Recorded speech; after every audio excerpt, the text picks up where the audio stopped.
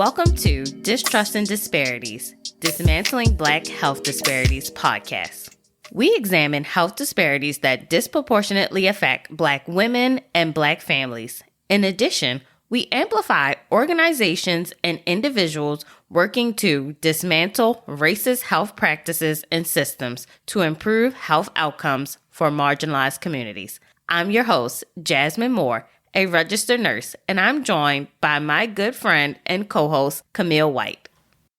Welcome back, Distrust and Disparities listeners. I hope you're enjoying the rerun episodes and also catching up on any episodes that you may have missed. I know 2023 went by in a flash. So this week we want to jump into Gordon Plaza, and we wanted to rerun this episode because Gordon Plaza is one of the most blatant examples of environmental racism. And just re-listen to the episode, or if this is your first time tuning in, you will see why we created this podcast to call attention to the various ways racism affects our health and well-being. And environmental racism is just one of those blatant, just in your face systemic issues and problems that can affect your health and can affect generations of people. And we did want to give some updates in regards to this case.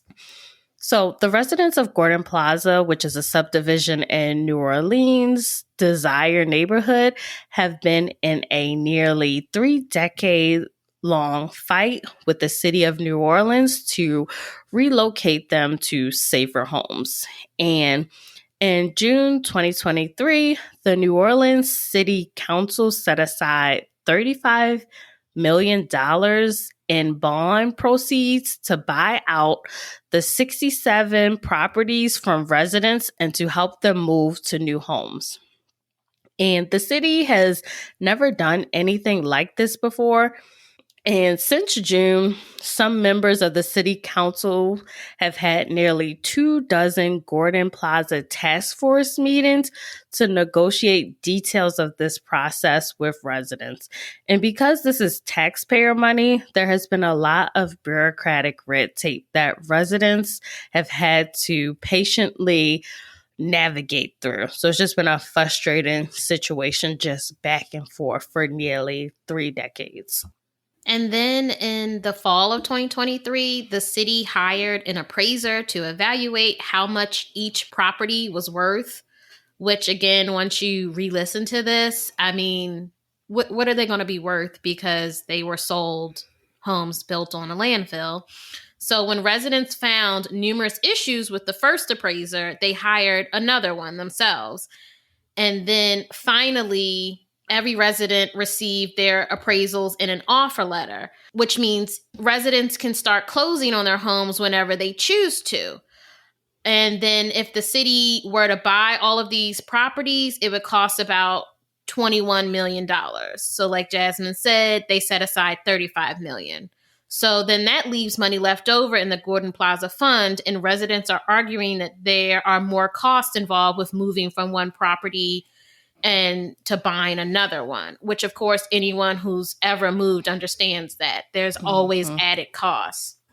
Residents have asked the city to provide an additional $25,000 per homeowner for relocation expenses to help with the cost of moving and packing their belongings, cleaning, or replacing potentially toxic furniture and preparing their new homes for move-in.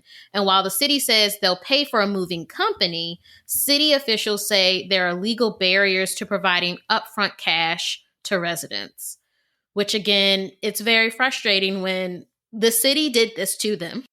And now there's all these obstacles and red tape and nonsense that they have to navigate through to finally get a resolution that is in any way like dignified and what they deserve, because 3 decades, they've been fighting 3 decades for this. And like, they're so close to the finish line. But of course, you're dealing with a government system and they're just trying to navigate through this and finally be able to move out of their toxic homes and be able to like start their lives again. Mm-hmm.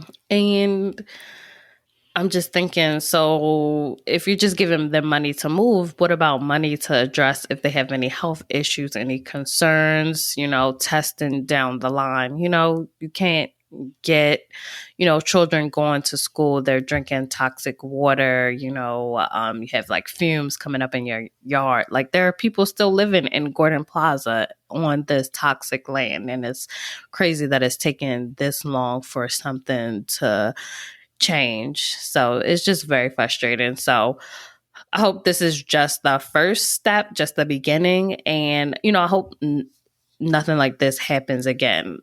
But unfortunately, this is the US. But listen to this episode. No more hesitation, fully funded relocation. The mayor, members of the city council, and the new administrator for the Environmental Protection Agency on the federal level have all acknowledged that what happened at Gordon Plaza is an environmental injustice and racism. In episode 16, we discussed Gordon Plaza, a New Orleans housing development specifically built for Black first-time homebuyers. The residents were not told that their dream homes were built on top of a landfill saturated with toxins harmful to their health. And we highlight the Residents of Gordon Plaza, a community organization fighting against environmental racism and working with the New Orleans People's Assembly to demand a fully funded relocation to move off of the toxic soil where their homes were built. Thanks for joining us again. Welcome back to the podcast. So this week is kind of like a bonus episode because typically with the bi-weekly schedule, we put out 2 episodes a month. But this month, you get 3. So last Friday, April 22nd, was World Earth Day. And the environment in which you live plays a big factor in your health. Environmental factors such as air and water quality are fundamental determinants of our health and well-being. So, environmental health disparities exist when communities exposed to a combination of poor environmental quality and social inequities have more sickness and disease than wealthier, less polluted communities. And there's been decades of research on environmental health disparities, and they have shown that the people most affected by environmental hazards are largely those that are non-white and poor. When you look at the most powerful predictor of where the most industrial pollution is, race is the most potent predictor.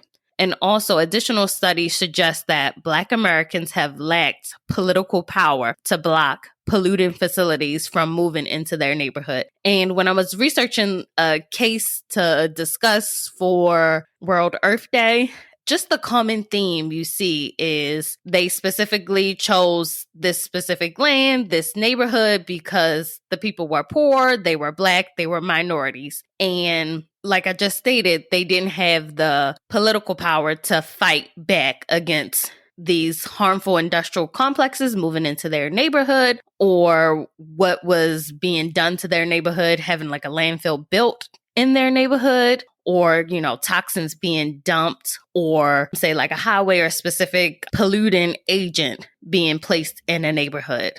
And sometimes you will see white people, they have the chance, or wealthier neighborhoods, they can lobby, fight, gather lawyers to fight these industries from coming into their neighborhood. And sometimes, most of the time in these poor neighborhoods, they're not even told of what's coming into their neighborhood. They're being told, oh, you're going to have jobs, you're going to bring opportunities, without telling them the full risk of what is going on. And this is a form of environmental racism. Like Jasmine was saying, this is environmental racism. And what that refers to is institutional rules, regulations, policies, or government, or even corporate decisions that deliberately target certain communities for locally undesirable land uses and lax enforcement of zoning and environmental laws. And what ends up happening is that those communities are being disproportionately exposed to toxic and hazardous waste based upon their race. Also, in our story this week, we'll be touching on environmental justice, which, of course, is working against environmental racism. And environmental justice promotes environmental, economic, and social justice by recognizing the direct link between economic, environmental, and health issues and demanding a safe, clean community and workplace environment for everyone. Because these government entities, corporations, they are deliberately choosing who they want to inflict these toxic, hazardous things upon. Exactly. They're not, it's not like a coincidence that, Black people of color are the ones being affected most by situations like this. Mm-hmm. And I was reading an article when they try to spread out where they're going to put certain environmental hazards or things. If they look at certain neighborhoods, they get pushback. So the city is directing them to other areas, mostly minority, and as the research is showing, Black environments where they'll get less pushback. Mm-hmm. So it, like you said, this is specifically environmental racism, and it's happening on multiple levels that's allowing this to happen. So that's why there's this movement for environmental justice. And most of the time when you think of World Earth Day or just Earth Day in general, they're talking about recycling, walking, biking to work. But there's some systemic factors that need to be brought up. Attention has need to be brought into that we are facing in our own communities that we can do. We're not the ones that are causing the large pollution of the environment. A lot of times it's these large companies and it's our governments that are allowing them to do things and ignoring humans that are harmed in the process. Mm-hmm. And I was looking at some statistics. Black people make up a small percentage of the pollution that's caused. Charging us for plastic bags and plastic bottles. We recycling those. It's not us. It's not us. Trust me. But let's move on to the main story because I could go on and on because I don't want to pay for bags and the bottle tax. Let's jump into this week's main story. So this week's story I heard about on the podcast. It's called Pod Save the People, and it's with D-Ray McKesson. And it's a really great podcast that I like to listen to weekly, and I learn a lot of different things. So they discuss news that you may have missed, specifically overlooked stories and topics that often impact people of color. So I'll link this specific episode in our show notes. As I was listening to this episode, the story was so shocking, and it was just a blatant example of environmental racism. I was like, we have to take a deep dive into this story because it's just such an egregious case, and it is cited as one of the worst examples of environmental injustice in the United States. And as I was reading and looking up information, I was like, why am I just learning about this story? This is crazy. This week, we're going to talk about Gordon Plaza. Gordon Plaza is a housing development that was built in the late 1970s on top of an agricultural landfill in New Orleans. And if you're like me, you're like, what? A whole community built on top of a landfill? Yes. Mm-hmm. So let's jump into a little bit of the history of the community. The Agricultural Street Landfill, which is the official name of the landfill, it opened up in 1909 in the 9th Ward of New Orleans. This landfill, it received up to half of New Orleans trash, which included large amounts of industrial waste. Also, because it was receiving so much trash, there was a widespread use of disinfectants, chemical disinfectants to control flies, rats, and also the smell that was coming from the landfill. And at the time, this was an open air landfill. So they just dumped the trash in there and it was just like out in the open. In 1948, the state of Louisiana, they created a law that prohibited open air landfills. The city, they supposedly, and I'll say air quotes, they sanitized the landfill with weekly applications of carcinogenic chemicals to cover up this landfill. So these are really heavy, strong chemicals that they're using to kind of close up this landfill. And this is on a weekly basis. I thought this was an interesting factor. This landfill site, it was nicknamed Dante's Inferno because in the 1940s, the neighborhood residents, they reported numerous underground fires that burned for decades at this site. Right. Just burning trash and chemicals. Yeah. That is just terrible all around for everybody, I'm sure, in a huge radius going out from this landfill. Right. In 1958, the landfill was closed because it reached capacity, but local politicians say it was closed in response to neighborhood complaints of flies and rodent infestations, and they were also sued as well.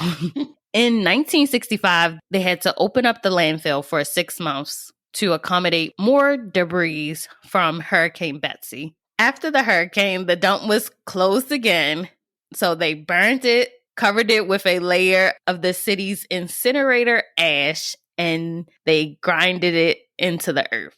So, Camille, in the 1970s, New Orleans politicians, they started to envision turning this site into a beautiful subdivision to provide affordable housing to the city's low-income residents. Huh. That's on top of this interesting. Land. Yeah. we got all this land, but it's on top of a landfill. A beautiful subdivision. You're like, the low-income people, yes, the poor people, come and live on top of a landfill because that's all we think you deserve. Because you're poor, we look down upon you, and we're going to build you, a beautiful community on top of a landfill that they done used probably every chemical possible on before they then, covered it up with some dirt and grinded it into the earth. Yes, I would love to know who originally thought of this idea. Yes. Who was like, oh, we have all this land we can build some houses on, but it used to be a landfill. I mean, it's easily, I think so many people would be like, but what about what's underneath? That didn't magically disappear. All of that's still happening under there. And to build homes and to have an infrastructure for a community, you need plumbing. You need to be digging into that ground. Then those people would be eventually digging into the ground that live there. There's so many things that it's just like, y'all did not care about these people at all. And you looked at them as sort of inferior, disposable people, because why would you in any way think that this would be an appropriate place for people to live? Right. Just if you was to present this idea to me, so many questions come to mind. And this is only about 5 years after the landfill was closed. It was less than 10 years. It's like, oh, let's do something under it. It's not like this was decades, years. Mm-hmm. And, we have tried to do things. We've tested it. We've done experiments to make sure it's safe. No. You're like, oh, we can do something with this land. We got lots of people that need housing. We can put them on this toxic land. At the time, the city's white mayor, Victor Shiro, he entered into a cooperative agreement with the White-run Housing Authority in the 1970s to plan this new development. So they went forward with their plans. In order to make the development possible and to build these housing for low-income residents, they applied for federal funds. And they applied for specific federal programs and grants that were designed to attract low-income residents to the area and also to purchase their first home. From 1978 to 1981, they started construction and began to build the houses. In 1981, Gordon Plaza was finished. The development of the houses, they were completed. And this included 67 ranch-style houses that were built in the upper Ninth Ward of New Orleans. And additionally, they were also going to build an apartment complex and a senior citizen facility, along with a shopping complex. So this was considered a beacon for Black people who dreamed of owning a home. And it's really important to note that Black people have been excluded from the best neighborhoods by racist housing covenants, redlining, and legal racist separation. But this middle-class housing was built especially for them. So not only are you looking to attract, low-income people, you're then also looking to attract Black people. So again, this is why this whole situation is clearly the city of New Orleans and all those involved in building this community. You're targeting Black people. Mm-hmm. You're targeting them to come and live on a landfill because you don't think they deserve anything better than this. Mm-hmm. And at the time, after the Gordon Plaza community was built, the city had its first Black mayor, Ernest Nathan, aka Dutch Morial, and he knew that the housing development was built on top of a landfill. But despite knowing this, city officials encouraged Black and mostly first-time homebuyers to move in without mentioning that key detail, which is really interesting. I think a lot of people, had they been informed of where they were moving and what was beneath these homes, they would have had questions, and they probably would have changed their mind, unless you're going to give them a report of something telling them, oh no, everything's been done to, some sort of code or law and it's safe for you and your families. And what's even more interesting is that Ernest, the mayor, he even encouraged some of his staff members to buy homes in Gordon Plaza. Shame. And I can bet in New Orleans, the sentiment, we have our first Black mayor. He's looking out for us. Mm-hmm. He's recognizing that the struggle of getting good housing in good neighborhoods, he's promoting this new area. We're moving on up. Yeah. New Orleans, the city of New Orleans is, I believe, majority Black. We're starting to get some of the things that we're pushing for, that we're asking for. But you're still lying to people, keeping them in the dark. Mm-hmm. You knew that it was built on top of a landfill. You could have blew the whistle like, hey, what's going on? You could have stopped this. Like, hey, was this safe? What was done? Mm-hmm. I understand we have this land, but is it safe for people to move in? Let's let them know. Let's see how people feel. Like, hey, we got these new houses that's built on top of trash, toxic trash. Do you want to come? Do you want to come and see what people going to say? Mm-hmm. Because I'm sure the resounding answer would have been a hell no. What else you got? I do not want to put my hard-earned money into a home that who knows what could happen. Yes. Just crazy that they kept moving forward with it. Kept moving forward with this. Yeah. So eventually you have homeowners and renters. They move into the neighborhood. And this was, including many hardworking New Orleans residents. Many of them were working multiple jobs. And they were hoping that, with Gordon Plaza and a purchase of a home there, they would be achieving their American dream of home ownership. Many wanted to also leave a financial legacy for their children. Because again, home ownership is truly a way that you can establish generational wealth. Mm-hmm. And one Gordon Plaza resident named Jesse Perkins, who ended up moving to Gordon Plaza in 1988, is quoted as saying, "My mother had never, ever had a home that she actually could call her own. So that was everything. I worked so hard, so long, so many hours, day and night, strenuous work, sacrificing and saving my dollars." And that's what's even more upsetting, that you targeted these people, these hardworking people who were dreaming of home ownership and finally being able to say, like, I've achieved this great accomplishment, all to just slap them in the face with this nonsense. And just, it's literally toxic trash. Mm-hmm. And once homeowners moved into the neighborhood, you do what you do as a homeowner. You get adjusted, you get acquainted, you start planting trees and growing gardens in your backyard and making it your own. And thousands of people flocked to the new area. But unfortunately, soon after moving in, residents watched their dreams disappear as toxic sludge and hazardous materials started surfacing in their yards, which I can only imagine is just like so scary, because now that you own this home, like this is now your responsibility, and you start seeing things falling apart literally beneath your feet. You're just watching all those dreams evaporate when it's just like, okay, what is going on? What is actually happening?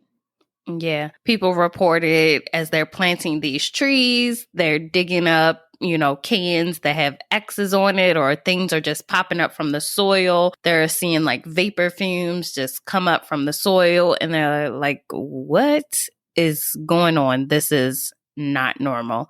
And in 1983, like we said, the community was still growing. They wanted to build an elementary school.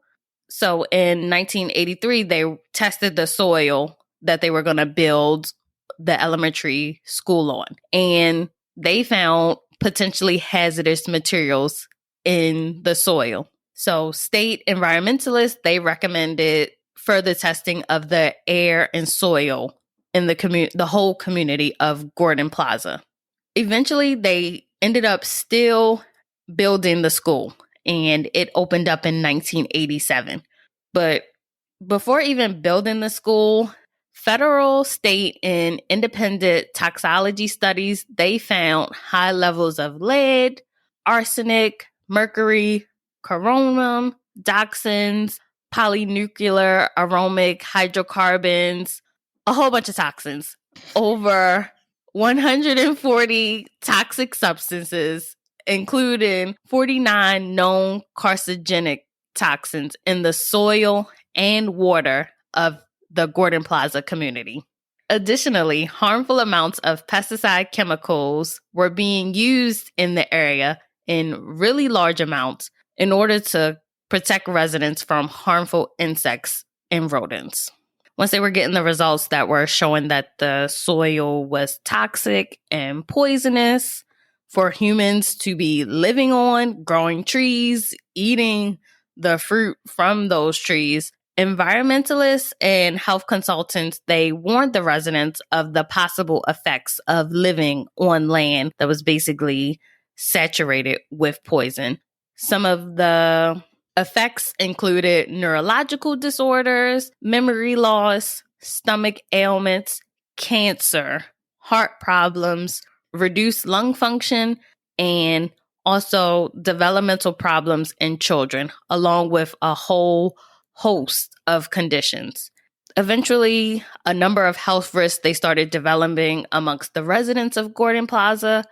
Children attending the Morton Elementary School in Gordon Plaza, they began showing signs of lead poisoning. And like we said, they knew the soil was toxic when they started to plan to build for the school, but they still built the school for children. They didn't care. They did not care about these children. And they did not care because they were Black and they didn't have that much money. So it was like, oh, what? Like, because you tested it. This was after you had already given the go-ahead and you built homes. You then were like, oh, let's build a school. Ugh, the soil ain't looking too good. Oh, well, let's just still build it. Right. And residents began to experience respiratory diseases, cancers especially, and there was also a number of deaths that were likely a result of exposure to these heavy metals and also these toxic chemicals. A number of residents report knowing somebody that died of cancer, whole families with different forms of cancer or just stomach ailments. And some of reports from that area, so the Agency for Toxic Substances and Disease Registry, they discovered a breast cancer cluster and reported that women living on this site had a 57% excess risk for breast cancer. That's insane. That's completely insane. That literally moving there increase your risk for breast cancer by 57%. Just from the area that you're living in. You're just living and breathing and inhaling, ingesting chemicals. There's no way to get around it. Just increasing your risk. And a report from the Louisiana Tumor Registry found that the census tract of Gordon Plaza had the second highest cancer rate in Louisiana. Just moving here could ultimately end up just being a death sentence for people. A lot of people, like you were saying, they thought that this would help with building generational wealth, but it turns into generational trauma from living on this land. Just so many residents affected. And in 1985, the Gordon Plaza residents, they began demanding relocation because they were sold houses built on top of a landfill without their knowledge. The whole community is affected, and the government is the one who sold them these houses, and they're like, get us off this land. It's killing us, basically.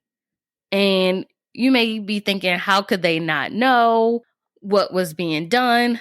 A lot of people, they didn't know about the houses being on this landfill. And like you said, the government is promoting this area. This is your first opportunity at a house. So they thought it was safe to live there. They did not know that this housing development was built on top of a landfill. And maybe you're like, why didn't they just pack up and leave after seeing that their houses are on top of toxic soil and that it's basically killing them? But it's just not that simple as packing up and being able to leave. Like we said, this was hardworking people that invested their hard-earned money and savings to purchase these homes. They didn't have the resources to just pack up and abandon and leave. And they couldn't sell their houses because once they found out it's on a landfill, who is going to buy these houses from you? No one at all is going to want to buy it. And that's when it's just like you're literally then stuck. You're stuck living on top of trash and completely knowing that like your health will be severely affected in one way or another because you can't go anywhere. Yeah, it's just ridiculous. So after, like, in 1985, like Jasmine mentioned, the residents of Gordon Plaza started demanding relocation. It wasn't until 1994, in response to mounting pressure from residents and local activists, that the Environmental Protection Agency, or the EPA, determined that the former agricultural street landfill site was polluted enough to warrant listing on the National Priorities List.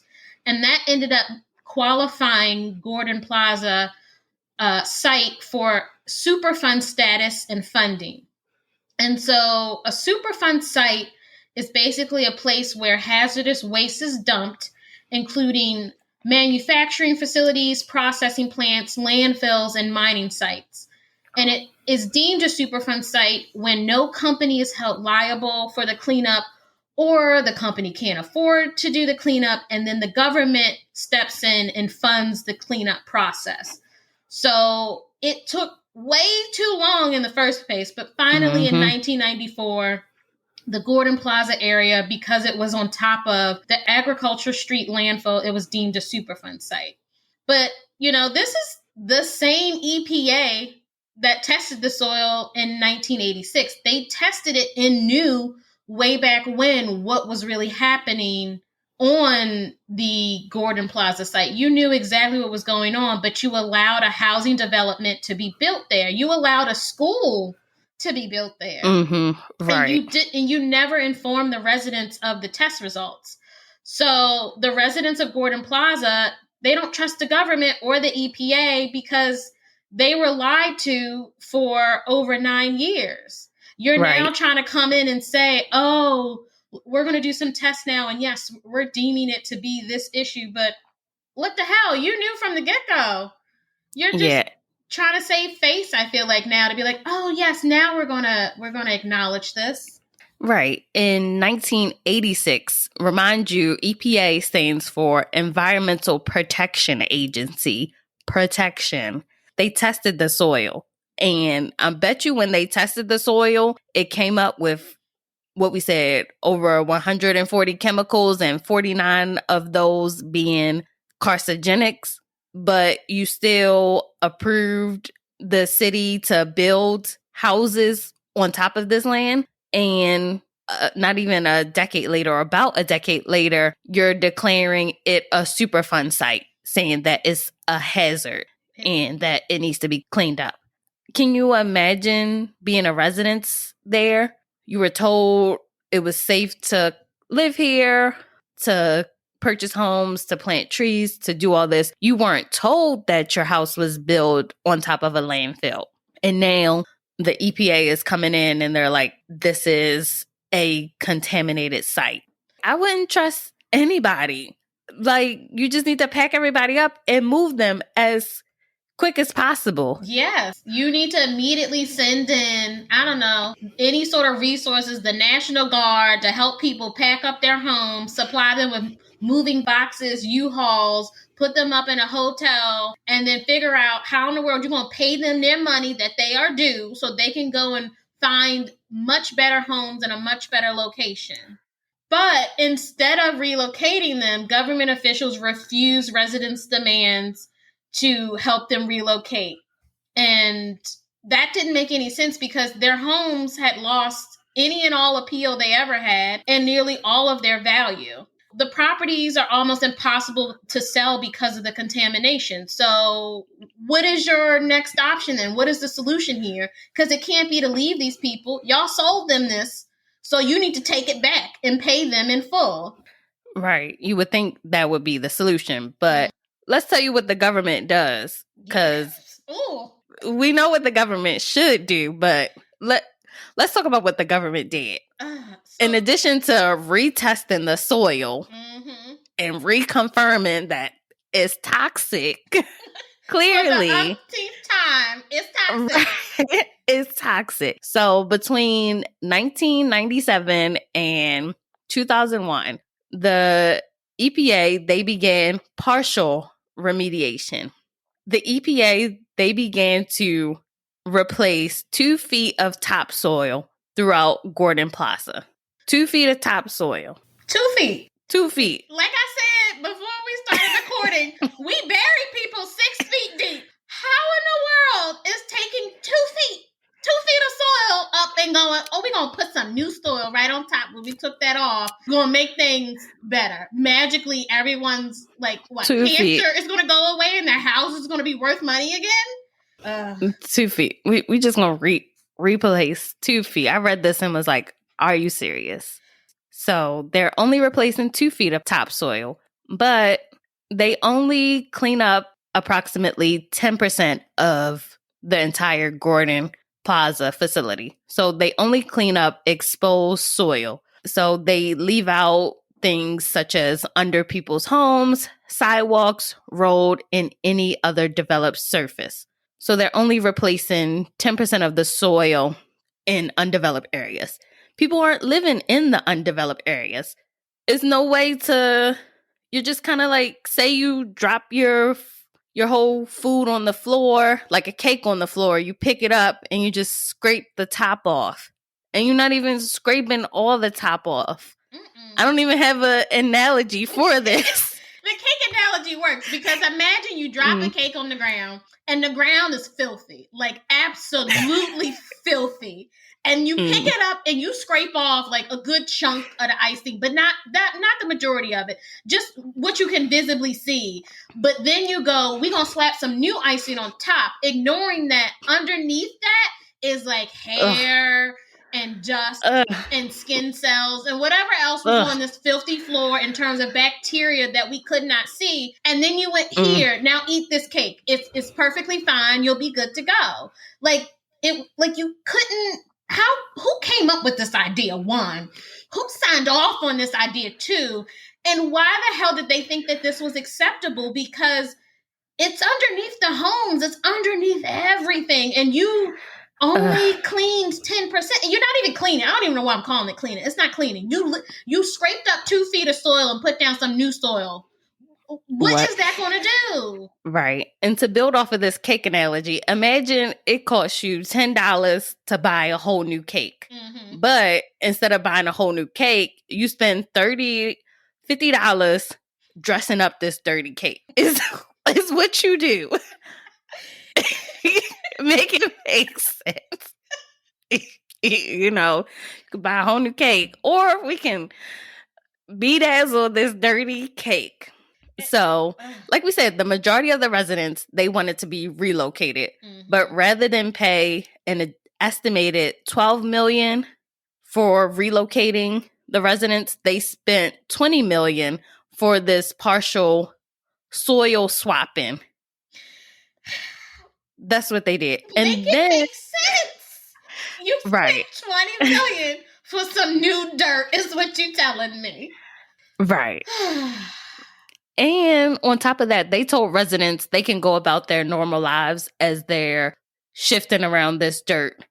As they're digging up 2 feet of soil and putting some new soil over top of how many other feet of toxic soil. The people that are doing the cleanup, they're walking around in hazmat suits, gas masks, and they're telling the resident, oh, it's fine. You can just go about your normal day. But y'all not out here with, a bandana around your face digging up dirt, but you're telling the residents they can just breathe this. You're like, oh, y'all already inhaled it. Y'all used to this. Just go about your normal day.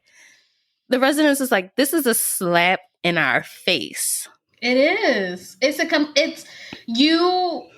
I don't understand how you would go and spend almost double the amount it would have to actually provide the fair and reasonable solution of relocating them, to then dig up dirt and slap new dirt on. And then on top of that, you're kicking up so much dust, so much more toxic stuff. You're kicking that up into the atmosphere. And you're telling these people, it's good. You just keep doing what you're doing. Don't mind us, while they're walking around in hazmat suits. You don't care about these people. You don't care about their health.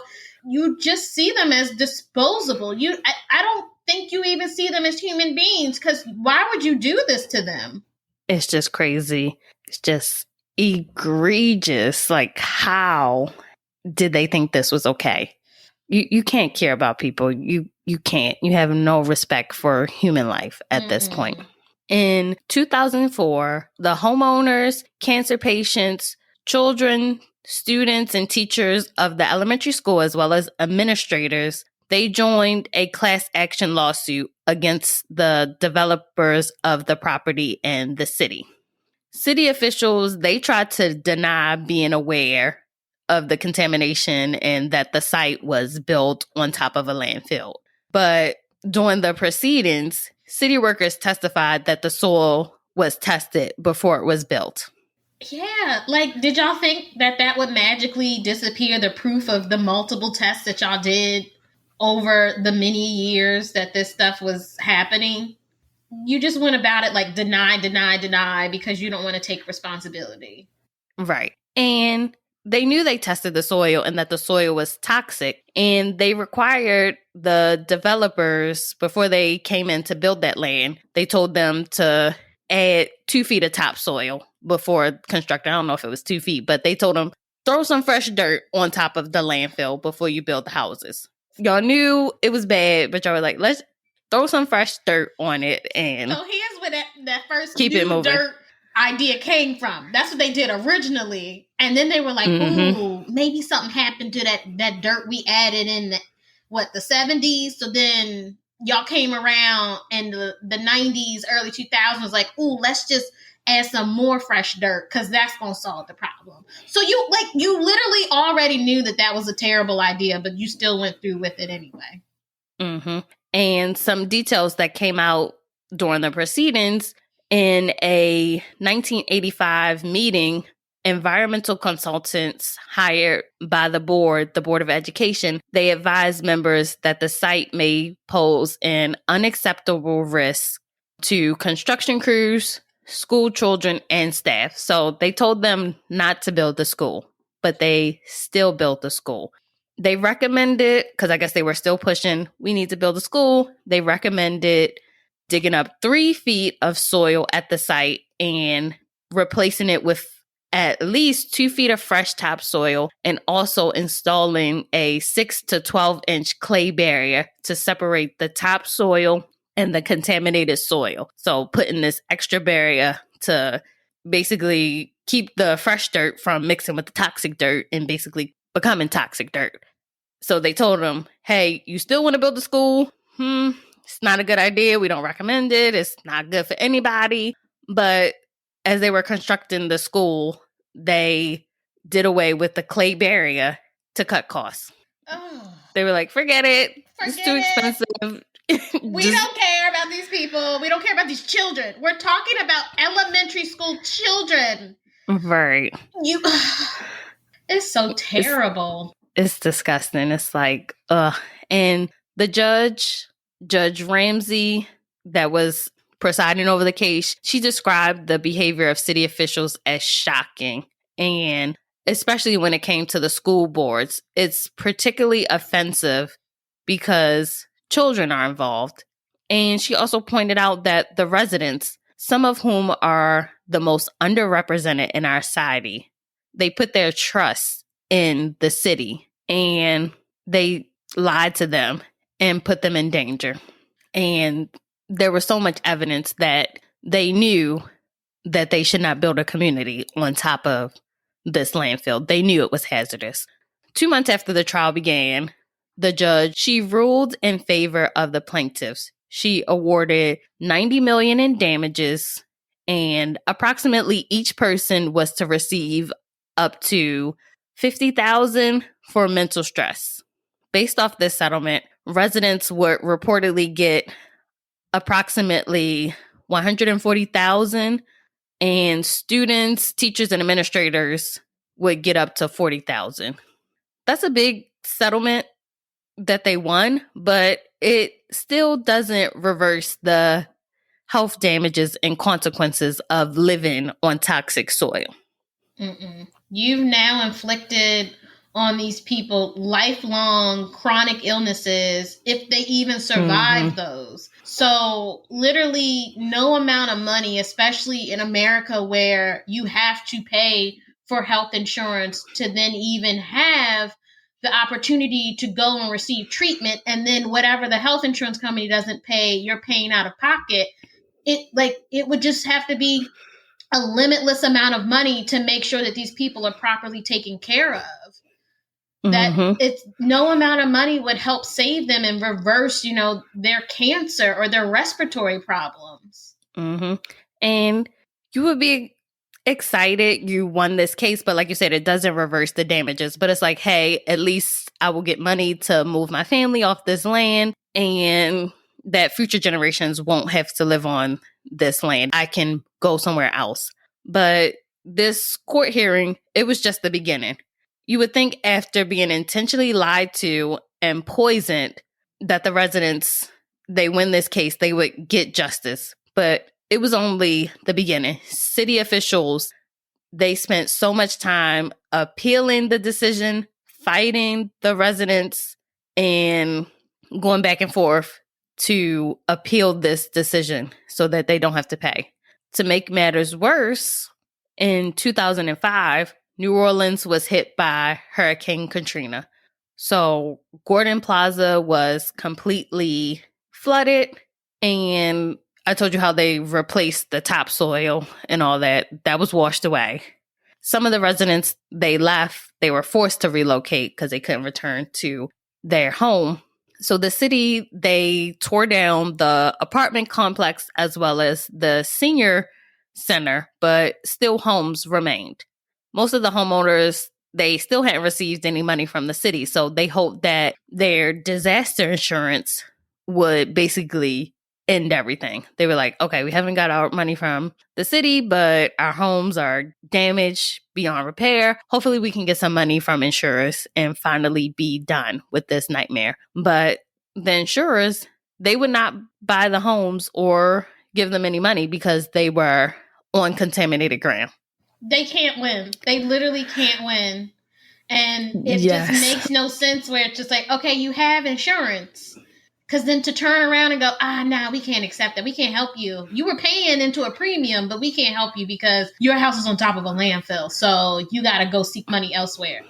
Just ridiculous. And a lot of the residents, they couldn't receive federal funds for the aid, like from FEMA, for reconstruction, because they were like, your house is built on a land that's considered Superfund. So we're not going to pay to rebuild these houses because they technically shouldn't have been built here before. We're not going to pay to have these houses built up again. And then we're also not going to give you money to relocate. Residents are still in these communities. Some of them could not leave. They had nowhere else to go. And each mayor that came into office from 2005 up until now expressed sympathy for the community. Like, we hear your struggles. We're going to do something. We're going to do something. And then the city's lawyers, they're still fighting the residents in court, and they're still refusing to pay them the damages, refusing to relocate them. The most current article that I read came out in April this month. Look at me. Came out this month, April 2022. So a judge, they reaffirmed the 2006 court decision, but they agreed with the appellate court's decision to lower the damages. So they awarded $75 million. They decreased it from $90 million to $75 million to a class of 5,000 plaintiffs. But the lawyers, they said they doubt the plaintiffs will ever receive any of this money. There's an obscure Louisiana law shields municipalities from being forced to pay damages. Their attorneys say the city has a backlog of settlements that they have not paid. These people can't win. You literally get a judgment in your favor, and you still won't get the money that you deserve, that you should have been had as soon as it came to light and the residents were made aware that they were sitting on top of contaminated soil. It should have been, okay, we're going to relocate you. We're going to give you your money back, and we're going to relocate you. No one will live here ever again. No one will ever work here again. And the EPA will actually do their job and protect citizens and figure out how to safely contain that landfill site and safely clean up the Superfund site. But there shouldn't be anyone living in Gordon Plaza right now because they should have been located somewhere else. They should have been moved somewhere else. It's crazy. And each new mayor, including the mayor, it's a Black woman that's mayor in New Orleans. She said, we're going to do something. The community members, they were excited. And then the budget comes out and Gordon Plaza is not even on the budget, the city's budget. So what are you going to do? You just going to pray for them? Like, what are you doing? And then she said, then the community members, they begin to go to the budget meetings and the hearings and ask questions like, what are you going to do? What are you going to do? And then the next thing that is proposed, okay, we're going to test the soil. Lord, if they do another test. What are you testing Can you for? imagine? Like, I just want to scream and I'm infuriated. So I can imagine living there, fighting for your community, demanding justice.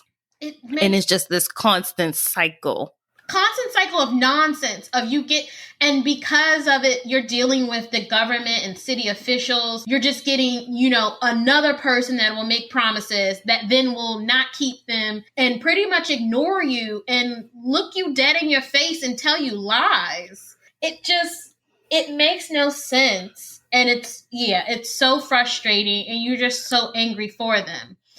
And another thing that happened last year was that Congress signed and provided a $3.5 billion law that is part of the infrastructure bill. That $3.5 billion is to clean up Superfund sites because there is a backlog of Superfund sites across the United States that need to be cleaned up.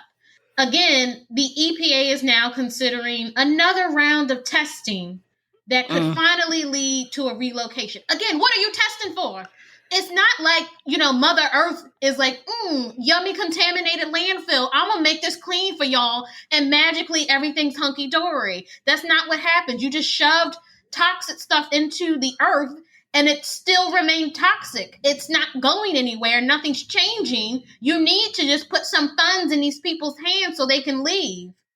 Right. And Hurricane Katrina, it did not wash it away. If anything, it exposed more toxins and brought more toxins up to the surface and made it worse. And you still want to keep testing the soil. And Congress set aside money to clean up these sites and money for relocation, but it's not being allocated. It's not trickling down to the residents. You know what you have to do. You need to move the residents out.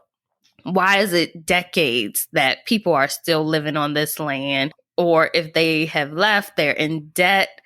They have not been compensated for being intentionally poisoned, intentionally sold a dream that was killing them. How? Even when they go to court, they win in court, the city, the government are not giving them their money. How is this allowed to happen? The residents, they believe that every level of government, federal, state, and local, has failed them. We have brought attention to the residents of Gordon Plaza, their struggle, their continuous struggle to demand justice, and they're also our featured organization for this week. We want to amplify their story, and we also want to support them in ways we can to demand justice. For this week, we're going to highlight the residents of Gordon Plaza and also the New Orleans People Assembly. After realizing that their neighborhood was poisoned, the residents of Gordon Plaza began a long struggle for a fair and fully funded relocation that continues today. And they organized around their shared experiences of living in a toxic environment. You have the smells, the digging up of garbage in their gardens, and their ongoing struggles with illness and unfortunately death too.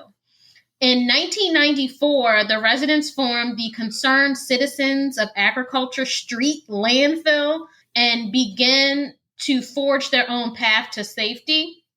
So their fight has consisted of many public protests, petitioning city mayors and government officials, awareness actions, media outreach, and evidence gathering, all eventually leading to the pending class action lawsuit against the city of New Orleans. And like many fights for environmental justice and civil rights around the world, the women of Gordon Plaza, especially Black women, have led the way for relocation. So resident Shannon Rainey and the community organization known as the Residents of Gordon Plaza have teamed up with the People's Assembly, a New Orleans-based movement for economic, racial, and environmental justice, to continue their fight. Yes, like you said, it's been the Black women that have been putting it together and organizing them. So we have told their story, and we also want to tell you ways that you can support the residents of Gordon Plaza and the New Orleans People Assembly. Visit their website, which is linked in our show notes. You can learn more about the history and their ongoing struggle to demand justice. They're asking that you sign and share the petition in order to support their demand. What they want is a fully funded relocation. This is what they're demanding from the government. So go share with everyone. Tell them to listen to this episode and to go sign that petition. We'll link all this information in the show notes, and it'll also be on our social media pages as well. Thanks for listening to this week's episode. Do you have recommendations for topics we should discuss about health disparities or injustices? Guests we should interview doing amazing health justice work? Or organizations we should highlight creating positive change for marginalized communities? Please visit us at distrustanddisparities.com or email us at distrustanddisparities@gmail.com. Remember to subscribe, rate, and review us wherever you listen to podcasts. And follow us on Instagram, Facebook, Twitter, YouTube, and LinkedIn.